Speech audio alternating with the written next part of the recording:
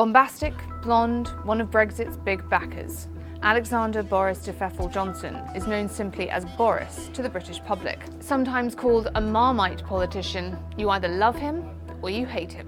New York-born, Eton-bred and Oxford-educated, a man gaffe-prone and unpredictable enough that the phrase "Boris is Boris" has become an adage in British politics. Born into a political family, Eurosceptic Johnson spent some of his childhood in Brussels, where he later worked as a journalist. Making a career out of criticising EU rules and regulations, he was fired for fabricating a quote. But in typical Boris style, he landed on his feet, becoming editor of The Spectator magazine and later a Member of Parliament, making a name for himself as a charismatic maverick in the British media. In a political triumph, he was elected London Mayor in 2008. Made headlines during the 2012 London Olympics for championing the City of London and getting stuck on a zip wire. Boris Johnson has been referred to as the closest thing Britain has to President Trump because of his populist tone, controversial anti-immigrant rhetoric, likening Muslim women wearing burqas to letterboxes, and cultural faux pas as Foreign Secretary when he recited colonial-era poetry in former territories of the British Empire. Donald Trump has called him a friend and a good candidate for Prime Minister. Boris Johnson, I think, would be a great Prime Minister. Boris's ambition for the top job in British politics has been the worst kept secret in Westminster. And it's now or never. And while Boris Johnson was always the front-runner in this leadership contest, his campaign wasn't without controversy. Past gaffes came back to haunt him. He was criticised for not being a details man, and there were revelations about his private life too. Broadcaster and political commentator Ian Dale chaired many of the contest hustings, 10 roughly, up and down the UK. He joins me now, familiar face here on CNN. And Ian, you and I have spoken for the last 3 years about this, and it's finally happened. I believe, if we say back 2 years ago, we didn't see this coming. No, I think even 6-9 months ago, most people thought that his leadership ambitions were dead in the water. But somehow, miraculously, today he's about to become our Prime Minister. Go ahead. You've been interviewing him up and down the country. We've heard so much about, look, he's not a details man, he's about personality. Is that what did you get out of him from sitting next to him and speaking to him? Because he is a unique personality, he's somebody who's full of bluster, full of comedy, actually, and full of celebrity. He's not your normal politician. So if you're like that, people always assume that you're not across the details of policy. And it is true, there have been occasions in the past when he was Foreign Secretary where he wasn't. However, what I've noticed over the last month chairing these hustings is that on some unexpected issues like mental health, someone will ask, I had a 16-year-old British Asian guy in Manchester stand up in front of 1,000 people and say, I have clinical depression.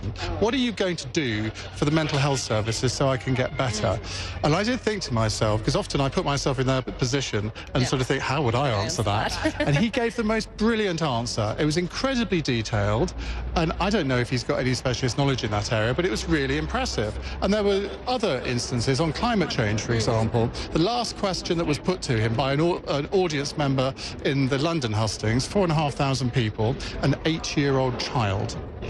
And I'd pointed to his mother, and then to my horror, I realised that she was pointing to her son, and it was too late for me to say, oh, no, we won't. So anyway, the little 8-year-old boy gets up on the chair, grabs the microphone and says, Mr. Johnson, what will you do about climate change?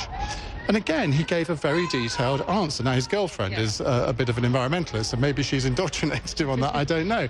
But look, he's going to be a chairman of the board style Prime Minister. He's not going to be a Gordon Brown or a Theresa May who want to know the exact detail of everything. I think he will let his cabinet ministers do their jobs in a way that they haven't been allowed to do in the past few years. Do you think then, because although he is a personality so much driven by hyperbole too, that he can, because he's kind of boxed himself in, hasn't he, in the last couple of weeks in terms of it's this deal or no deal. Do you think he can deliver before the 31st? I find it difficult to see a pathway to that, I have to say, and I'm hoping that somewhere in the bottom drawer of his desk he's got a detailed document about how he's going to do this. But, I mean, can I sit here and say I'm confident about that? No, I can't. Richard is bursting to get in. Because the one thing I've heard again and again is people saying the last thing this country needs is another wishy-washy, limp Prime Minister. And for better or worse, he's nailed his colours to the mast. He said what he's going to do. He's got this personality. Maybe this is exactly what the country needs. There is a school of thought that the Conservative Party and the country need to go through this for good or ill. If it all goes terribly wrong, and there is a big possibility, and this is sort of an all-or-nothing premiership, he's got 3 months, and he's either going to be brilliant at it, or it's all going to collapse very quickly, and we'll all go through this again in November. Can you imagine sitting out here in November doing this for 3 weeks? But I can't quite see how he's going to achieve it. Now, you said the parliamentary arithmetic hasn't changed, and it's getting worse all the time, with these current ministers who are gratuitously resigning, in my view.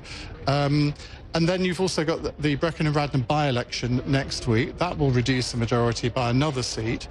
And so it depends how much trouble the rebels are actually going to cause him right from the beginning. Again, Richard, you were so right when you said that all new prime ministers, all leaders deserve a bit of a fair wind. Now, in previous decades, we would have said that would be maybe 6 months to a year. He's got a few weeks, if that. And we've got summer recess, and I suspect that in the next few months, he will have to, I'm guessing he will travel to Europe, try to meet with European leaders, or do you think he'll be going to the United States? Well, I mean, I was reading yesterday that apparently some people in his team think that he should wait for the European leaders to come to him, rather than the other way around. There's even someone who says, well, of course, what he really wants to do is annoy them all so much that come October the 31st, they all say, we're not going to extend Article 50 again, you can leave. And that would actually solve his problem for him. I'm not sure if that solves the problem at all. I feel like we're going back round in circles, isn't it? It would mean we would actually leave, even though we would leave with no deal. We're just about out of time, but the thing that I keep coming back to, I feel like an old broken record, you know, all these things of Article 50, and we keep coming back to they leave without a deal. Everybody seems to have forgotten that when Parliament got nasty in March, it all fell apart. They were able to pass a one-clause bill. You know, it could all happen again. It could all happen again. On the other hand, he could find some way of preventing that happening again. Likelihood of a general election, very quickly? I think that the likelihood of a general election is increasing as every day passes. Whether it would be before October the 31st or after is the moot point.